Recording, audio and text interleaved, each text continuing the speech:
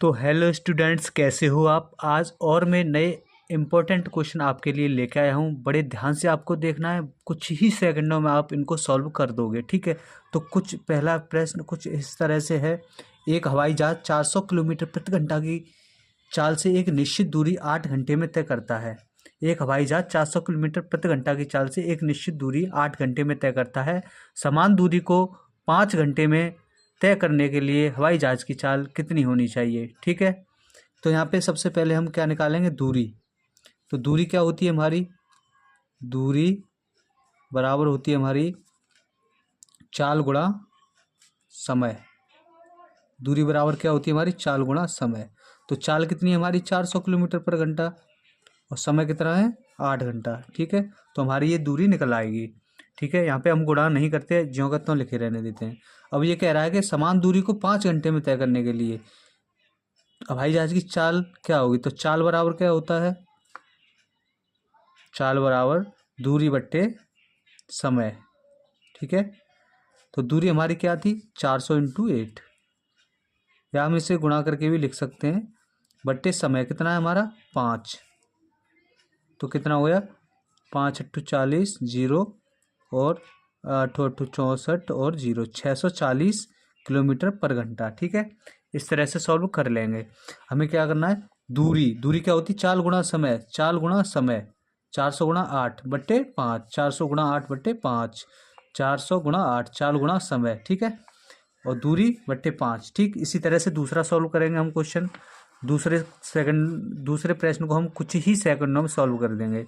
एक हवाई जहाज 500 किलोमीटर घंटा की चाल से एक निश्चित दूरी 9 घंटे में 9 घंटे में तय करता है। तो दूरी क्या होगी, चाल गुणा समय, चाल गुणा समय, 500 गुणा 9, ठीक है। अब समान दूरी को तो यहाँ क्या है, समान दूरी को 6 घंटे में तय करने के लिए, समान दूरी को 6 घंटे में तय करने के लिए हवाई जहाज की चाल कितनी होनी चाहिए। तो दूरी चाल गुणा समय, चाल गुणा समय, ठीक है, बट्टे 6।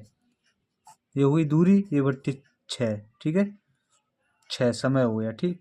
अब ये 3 से 2 बार कैंसिल, और ये 3 से 3 बार कैंसिल, ठीक। अब यहाँ क्या करेंगे, ये 2 से 250 बार कैंसिल, ठीक है। अब 250 गुणा 3, ये हो जाएगा हमारा 30, 3 5 जा 15 का 5 कैरी 1, 3 2 जा 6 और 1 7, 750, ठीक है। ये हमारा किलोमीटर पर घंटा। क्वेश्चन आपके समझ में आया होगा, ठीक। अगर नहीं समझ में आता है कोई भी प्रश्न तो आप बेझिझक कमेंट कीजिए, जिससे मैं आपको दोबारा से इसको बता सकूं। Okay students, question number 3। Question number 3 कुछ इस तरह से है, यहाँ देख लेते हैं। क्वेश्चन नंबर 3, एक लड़की ने 2200 में, मतलब रुपीज़ 2200 में एक पुराना प्रिंटर खरीदा और उसकी मरम्मत पर 800 रुपये खर्च कर दिए। उसने इसे 3600 रुपये में बेच दिया। उसका लाभ प्रतिशत ज्ञात कीजिए। बहुत ही आसान तरीके से मैं इस क्वेश्चन को आपको बताऊंगा। आप कुछ ही सेकंडों में इस प्रश्न को परीक्षा में सॉल्व करके आ जाएंगे, ठीक। तो यहाँ 2200 रुपये में उसे खरीदा और 800 रुपये उसकी मरम्मत पे खर्च कर दिए। तो टोटल कितना हो गया हमारा, 3000।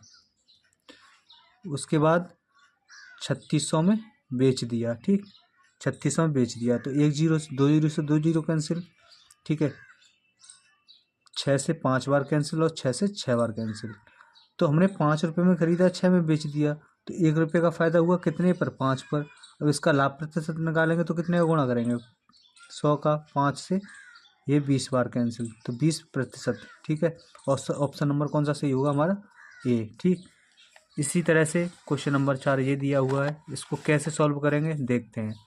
एक लड़के ने 1300 में एक पुराना प्रिंटर खरीदा और उसकी मरम्मत पर 700 रुपये खर्च किए। उसकी मरम्मत पर 700 रुपये खर्च किए। 1300 में खरीदा, 700 खर्च कर दिए उसने, तो कितना हुआ, 2000, ठीक। मरम्मत पर 700 रुपये खर्च किए और 2200 रुपये में बेच दिया, ठीक है। उसका लाभ प्रतिशत ज्ञात कीजिए। हम कितने में बेच दिया, 2200 रुपये में। ओके स्टूडेंट्स, तो दो जीरो से 2 जीरो कैंसिल हो जाएंगे। ये 2 से 10 बार कैंसिल हो जाएगा और 2 से 11 बार। तो 10 रुपये की चीज़ को अगर 11 रुपये में बेचा जाए तो कितने का फ़ायदा होगा, 1 रुपये का कितने पर, 10 पर, ठीक है। परसेंटेज लाभ निकालेंगे तो 100 का गुणा करेंगे, 0 से 0 कैंसिल, 10%। ओके, यही हमारा क्या होगा आंसर। ऐसे ही प्रश्नों को देखने लिए चैनल को जरूर सब्सक्राइब करें। Okay, thank you.